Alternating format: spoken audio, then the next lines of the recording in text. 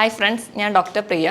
ഇന്ന് നമ്മുടെ ക്ലിനിക്കിൽ കോമൺ ആയി വരുന്നൊരു കണ്ടീഷനാണ് കാലിൻ്റെ തള്ളവിരലിന് വേദന, അതുപോലെ നീർക്കെട്ട്, അതിനോടൊപ്പം തന്നെ കിഡ്നിയുടെ സൈഡിൽ വേദന, ഉപ്പൂറ്റി വേദന, ഇങ്ങനെ പല സിംറ്റംസുമായിട്ട് വരും. അപ്പോൾ നമ്മൾ ആദ്യം തന്നെ അവരോട് പറയും യൂറിക് ആസിഡ് ഒന്ന് പോയി ടെസ്റ്റ് ചെയ്തിട്ട് വരാം.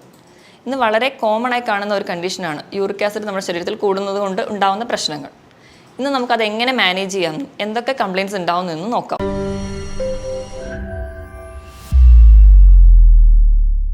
എന്താണ് യൂറിക് ആസിഡ്? നമ്മുടെ ശരീരത്തിലെ പ്രോട്ടീൻ വിഘടിച്ച് പ്യൂരിൻ എന്ന് പറയുന്ന ഒരു അമിനോ ആസിഡ് ഉണ്ടാകുന്നു. ഈ അമിനോ ആസിഡിന് രാസപ്രവർത്തനം ഉണ്ടാകുന്നതിൻ്റെ ഫലമായി ഉണ്ടാകുന്ന എൻഡ് പ്രൊഡക്റ്റാണ് യൂറിക് ആസിഡ്. ഈ യൂറിക് ആസിഡ് ബ്ലഡിൽ അബ്സോർബ് ചെയ്ത് കിഡ്നിയിലെത്തി മൂത്രത്തിലൂടെയും മലത്തിലൂടെയും പുറന്തള്ളുന്നു.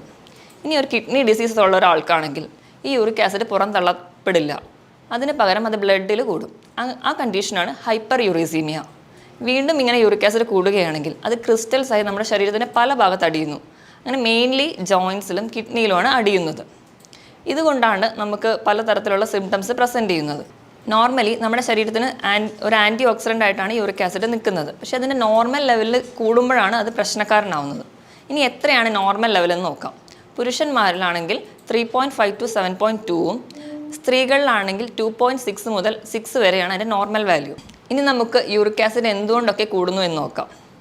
നമ്മുടെ ശരീരത്തിൽ പ്രോട്ടീൻ്റെ അളവ് കൂടുമ്പോഴാണ് പൊതുവെ യൂറിക് ആസിഡ് കൂടുന്നത്. പക്ഷേ എല്ലാ പ്രോട്ടീനുകളും യൂറിക് ആസിഡിനെ കൂട്ടണമെന്നില്ല. പ്യൂരിൻ അടങ്ങിയിട്ടുള്ള പ്രോട്ടീൻ, മെയിൻലി റെഡ് മീറ്റ്, അതുപോലെ തന്നെ നമ്മുടെ ഭക്ഷണത്തിലെ ഫൈബർ അടങ്ങിയ ഭക്ഷണങ്ങൾ കുറയുമ്പോൾ അമിതവണ്ണം, വ്യായാമക്കുറവ്, ചില ഹോർമോണലിൻ്റെ ഇംബാലൻസ്, തൈറോയ്ഡ് പോലെയുള്ള ഹോർമോണലിൻ്റെ ഇംബാലൻസ്, അതുപോലെ ചില മെഡിസിൻസ് എടുക്കുമ്പോൾ ഡയൂററ്റിക്സ് കൂടുതലായി കഴിക്കുന്നവരിൽ, അതുപോലെ തന്നെ ക്യാൻസറിന് കീമോതെറാപ്പി എടുത്തവരിലും യൂറിക് ആസിഡിൻ്റെ ലെവൽ കൂടുതലായി നിൽക്കുന്നത് കാണാം. യൂറിക് ആസിഡ് ഉള്ളവരിൽ യൂറിക് ആസിഡിനോടൊപ്പം തന്നെ കൊളസ്ട്രോളിൻ്റെ ലെവലും ഷുഗറിൻ്റെ ലെവലും ഒക്കെ കൂടുതലായി നിൽക്കുന്നത് കൊണ്ട് യൂറിക് ആസിഡിൻ്റെ ലെവൽ മാത്രം അവർ ടെസ്റ്റ് ചെയ്താൽ പോരാ. ഇപ്പോൾ ബ്ലഡ് ടെസ്റ്റ് ചെയ്യുമ്പോഴും ലിപ്പിഡ് പ്രൊഫൈലും കിഡ്നി ഫംഗ്ഷൻ ടെസ്റ്റും ലിവർ ഫംഗ്ഷൻ ടെസ്റ്റും ചെയ്യുന്നത് നല്ലതാണ്. അതുപോലെ ക്യാൻസറിന് കീമോതെറാപ്പി എടുക്കുന്നവരാണെങ്കിൽ 6 മാസം കൂടുമ്പോഴെങ്കിലും യൂറിക് ആസിഡിൻ്റെ ലെവൽ ചെക്ക് ചെയ്യുന്നത് നല്ലതാണ്. ഇനി യൂറിക് ആസിഡ് നമ്മുടെ ശരീരത്തിൽ കൂടുന്നതുകൊണ്ട് നമുക്ക് എന്തൊക്കെ കണ്ടീഷൻസ് ഉണ്ടാവും എന്ന് നോക്കാം. നമ്മൾ പറഞ്ഞല്ലോ യൂറിക് ആസിഡ് നമ്മുടെ സന്ധികളിൽ അടിയും. ഇങ്ങനെ സന്ധികളിൽ അടിയുന്നതിന് നമ്മൾ ഗൗട്ട് എന്ന് പറയുക. മോണോസോഡിയം യൂറേറ്റോ അല്ലെങ്കിൽ മോണോഹൈഡ്രേറ്റ് ക്രിസ്റ്റൽസ് ആയിട്ട് നമ്മുടെ സന്ധികളിൽ യൂറിക് ആസിഡ് അടിയുന്നത്. മെയിൻലി നമ്മുടെ കാലിൻ്റെ തള്ളവിരലിലാണ് ഇത് കൂടുതലായും കാണുന്നത്. അതികഠിനമായ വേദനയായിരിക്കും. അതും വേദന രാത്രിയിൽ കൂടുതലായി കാണും. നല്ല രീതിയിലുള്ള നീർവീക്കം ഉണ്ടാവും. ജോയിൻ്റൊക്കെ നല്ല ചുമന്നായിരിക്കും ഇരിക്കുക. നമുക്ക് തൊടാൻ പോലും പറ്റില്ല, അത്ര ശക്തമായ വേദനയായിരിക്കും.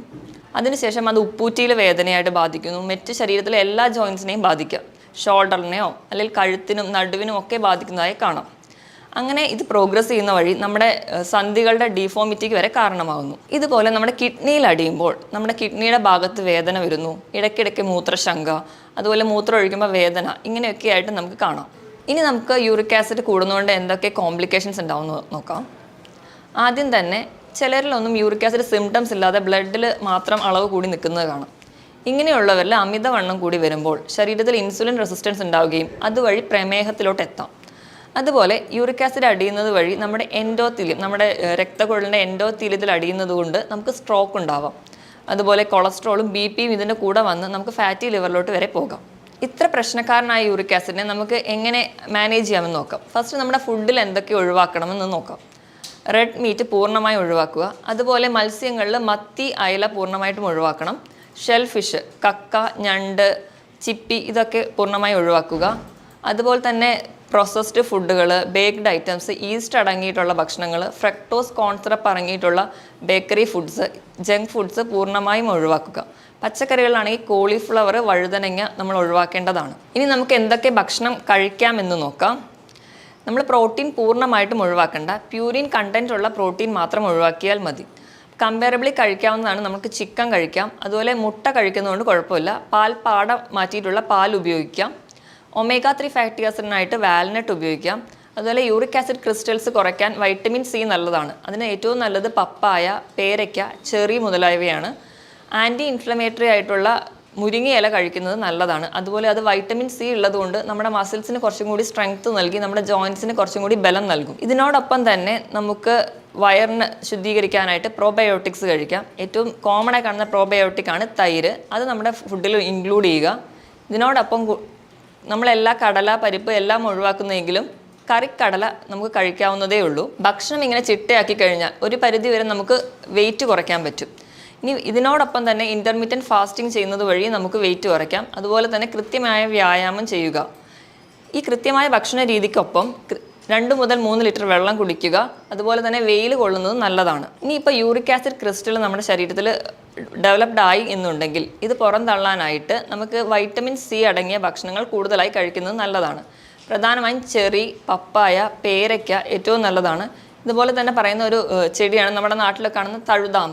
അതിൻ്റെ ജ്യൂസ് അല്ലെങ്കിൽ അത് തോരനൊക്കെ വെച്ച് കഴിക്കുന്നത് വഴി യൂറിക് ആസിഡ് നമ്മുടെ ശരീരത്തിൽ നിന്ന് പുറന്തള്ളാൻ സഹായിക്കുന്നു. ഇനി ഒരു കറക്റ്റ് ഡയറ്റ് പ്ലാൻ പറയുകയാണെങ്കിൽ നമ്മൾ ഉച്ചയ്ക്ക് കഴിക്കുന്ന ഒരു ഫുഡിൽ 1/4 ഭാഗം നമ്മൾ റൈസ് എടുക്കുകയാണെങ്കിൽ അത് തന്നെ റെഡ് റൈസ് എടുക്കുക.